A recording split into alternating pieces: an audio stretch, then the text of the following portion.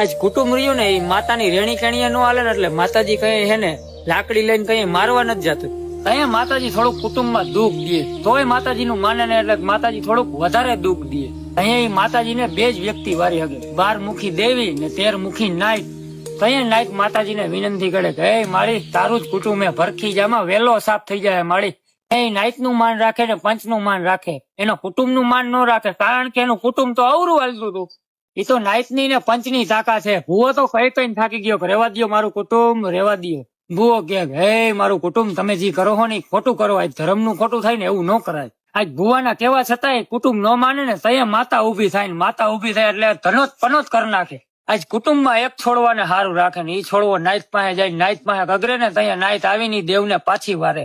ત્યાં તો કેવાય હે એ તો હુકા લાકડા હે, એ કોઈના થયા નથી ને થવાના નથી.